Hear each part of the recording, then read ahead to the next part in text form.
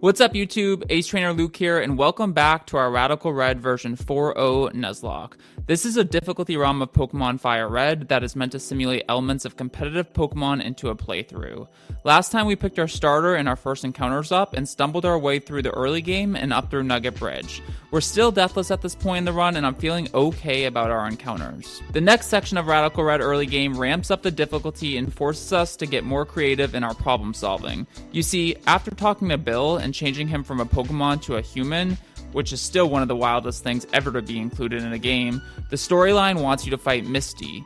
I'm feeling pretty unenthusiastic about taking on Misty with our current box though, so we decide to forge past her for now. This leads us to a rocket grunt who allegedly robbed the people who live in this house. Jokes aside, the enemy teams that we're starting to run up against are really starting to be tough. This grunt, for example, leads off with an Alolan Persian that has a custom ability in this game called Feline Prowess, which is essentially special huge power.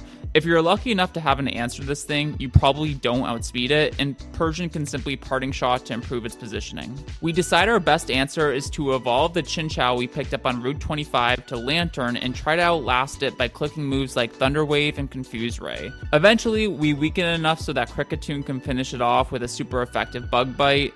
This brings in Golbat, which Gyarados and this Rock are able to tag team up on to kill. Porker comes in and we go into Kricketune to Bug Bite its Figgy Berry. We then just spam Power Up Punch to keep up with its stockpiles and eventually kill it. Then it's just the big octopus in the back and Arbok manages to 1v1 it. With this trainer out of the way, we make our way to Vermilion City. The Vermilion City encounter is actually kind of interesting as there are a lot of options. You get another Wonder Egg here which you can choose to hatch. You can fish, or you can talk to this NPC who will give you any of the fossil Pokemon you want.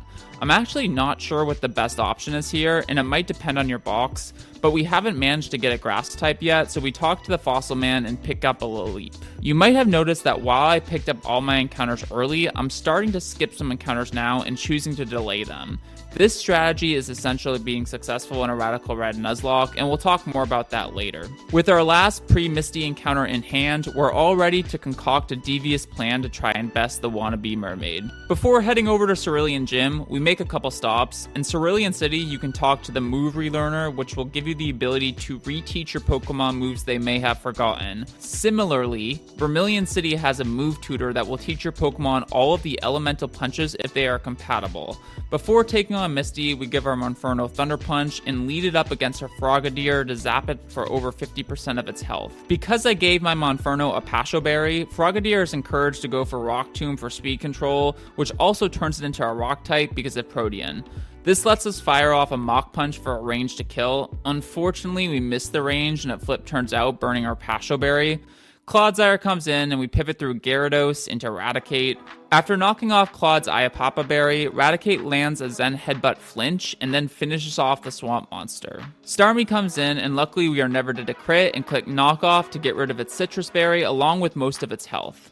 I pivot into Lantern to be safe and finish off the Starfish. Floatzel comes in and wants to pivot around using Flip Turn. Eventually we land a kill on the Frogadier with a Leap, and then Gyarados can safely 1v1 Floatzel after landing a few Intimidates. And just like that, we have our second gym badge in Radical Red. We make our way back down to Vermilion City and have to hop on some party boat before we can take on Surge. There are some tough battles on the SS Anne, including a Pledge team, and then another double battle that has a Nidoqueen that can be hard to handle. And at the very end of the boat, a rival fight with some scary Pokemon. Luckily for us, we've also picked up some good Pokemon and are able to use them to beat him down. After getting the cut HM, we're ready to take on Lieutenant Surge for our third gym badge. Honestly, this fight was pretty long and pretty boring, so I'm not going to do a raw footage version for it. Here's what you need to know. Camera Up can outspeed the Pincurchin lead and OHKO it with Earth Power. You can use water types in this gym if they can hit the opponent hard. Just be sure you give them Wackenberries. Your strategy centers around Volt Absorb Lantern pivoting, and if you play carefully enough, you should usually always win. Story of an electric gym leader's life. Now we're going to turn our attention to Celadon City. I will say there are a lot of trainers between here and Celadon, but actually only one boss fight. But if you pick Infernape as your starter, you can outspeed an OHKO, Smeargle, Spinda, and Hisuian Sneasel. And then any dark type can beat the Liepard in the back. You do hit Lavender Town before Celadon, but we don't actually have anything to do in Lavender Town yet. Once we hit Celadon, the beauty of Radical Red really hits its stride. You remember me talking about delaying some encounters? That's because I want to hatch eggs on those route. You see, this NPC in Celadon Mansion gives you starter eggs in exchange for shards. Red for the fire starters, blue for the water starters, and green for the grass starters. Delaying some encounters for these eggs is always a worthwhile trade-off in this game. Now, I'll admit while doing this run, I didn't exactly know which starters were good, but looking at it after the fact, I do. So, if you find yourself doing a Nuzlocke of Pokemon Radical Red version 4.0, here are the Pokemon I would say that you'll need for your run. First off, you don't need any of the water-type Pokemon. That's not to say they are bad per se, but you usually already have plenty of good water types at this point. You will need an Incineroar. I would recommend starting with the fire-type eggs and hatch until you get the big cat. Then, at that point, you can switch the remainder of the routes you've delayed to the grass-type eggs. None of them are terrible, and Rillaboom, Chestnut, and Venusaur are especially good. For our run, we pick up a Delphox, Incineroar, Rillaboom, Chestnut, Sceptile, and a Venusaur.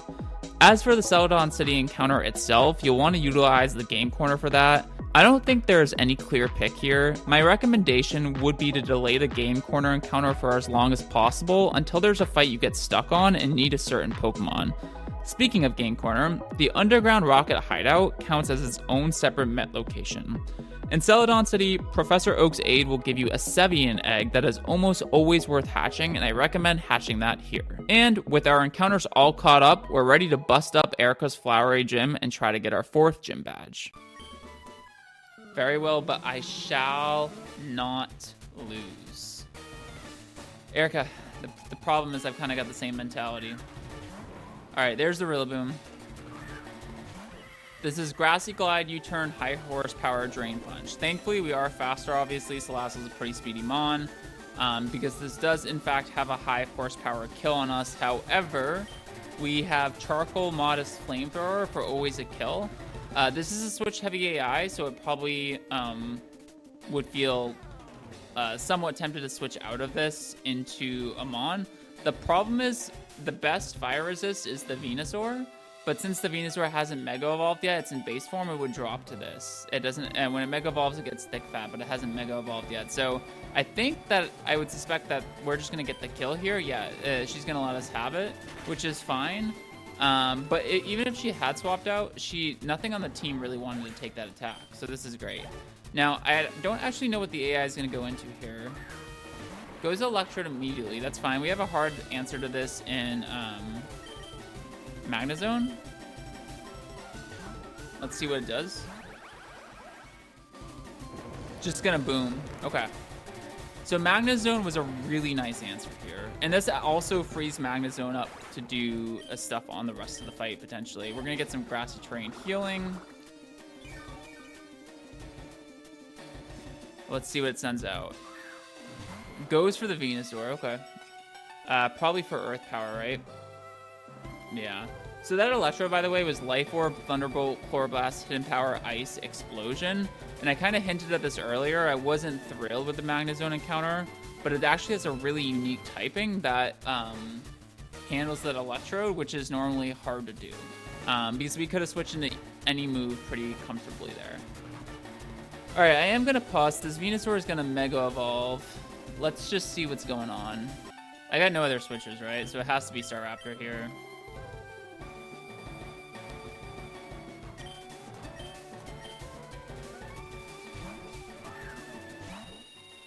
I think I have to U-turn with Staraptor as well. I can't afford to just do a Wing Beat. Well, I could. We would just risk crit. But I definitely think we should U-turn. Yeah. It is kind of tricky, though. Alright, we're going to try this strat. I don't know how good it is.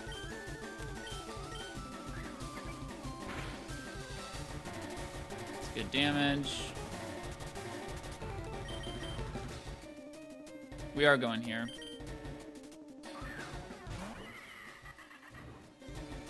That's fine. Obviously, Incineroar would have been great there.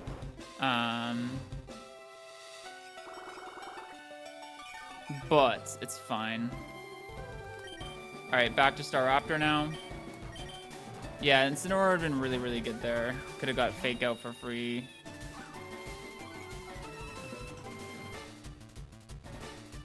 Yep.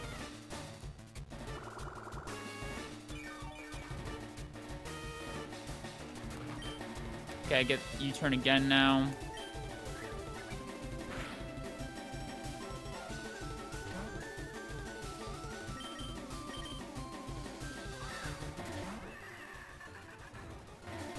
Goes for Sludge Bomb, that's fine. So much damage.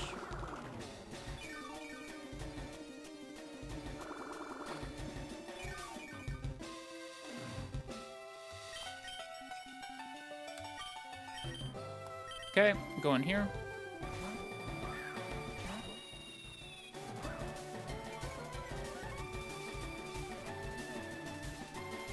Okay.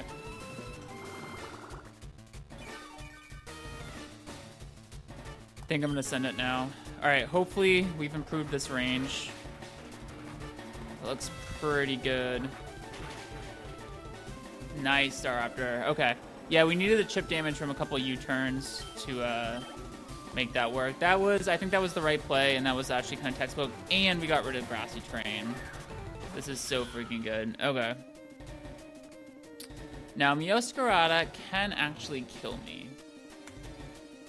Even though this would look ideal to be in front of it. We're slower, and we always die to triple axle crit. So, how do we get around that, right? Well, we pivot Incineroar.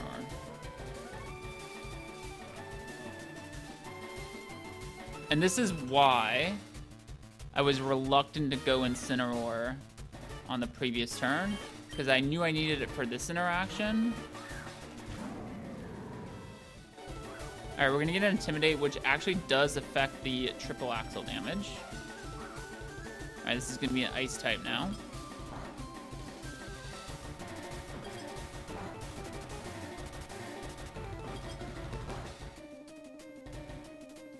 All right, we're gonna Fake Out to break this Sash no matter what.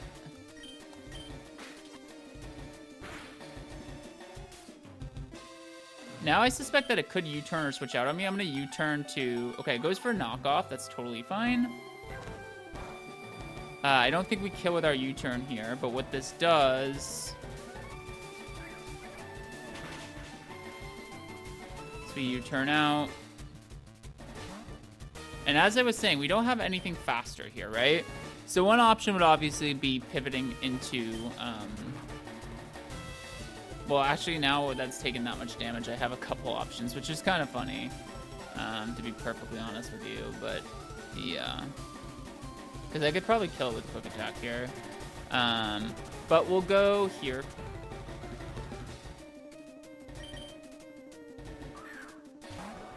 We don't for sure know. So there's a new ability in this game called Blazing Soul. And that is Fire-type Gale Wing. So I was struggling to find something that could outspeed and finishes off after it gets chipped by Incineroar. However, because I didn't have anything. However, when you have Blazing Soul, your priorities, so the speed brackets doesn't matter. So our plan here was always to chip with Incineroar, like so. And then come in and kill with Rapidash. So this has been a pretty cool plan. And now this just leaves Meganium.